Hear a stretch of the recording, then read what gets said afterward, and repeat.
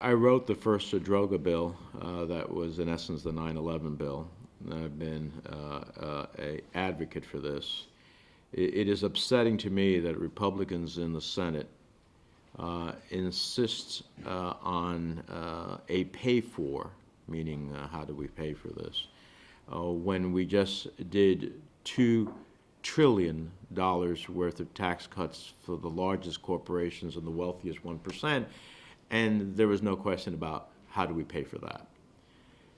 So a grateful nation honors those who serve, whether in the military or in the first responders, like on September 11th, by how we treat them in their health care, in their disabilities, and how we treat their survivors when they die.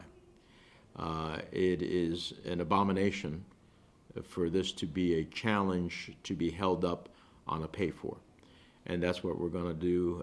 What we're going to do is to try to shame our Republican colleagues, as we've had to do this in the past, to get a vote to fully fund the compensation fund. The other thing is, some of my colleagues think, well, we funded that, so why is this a continuing reality? Well, it's a continuing reality because we find people getting ill years after.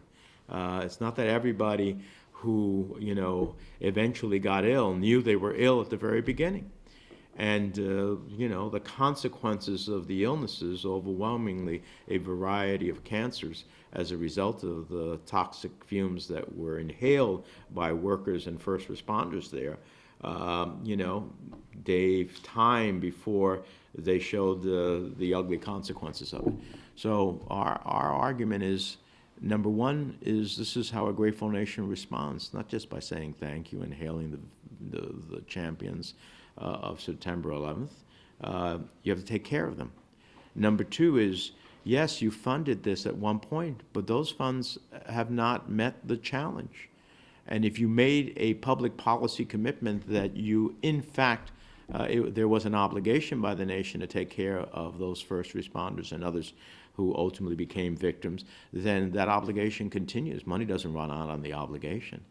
And number three, insisting on a pay for this when you, in fact, do so many other things, including the tax bill that I mentioned, in huge numbers that were unpaid for, it's just simply not right. So I believe we will succeed at the end of the day, but this should be an easy process, not a torturous one.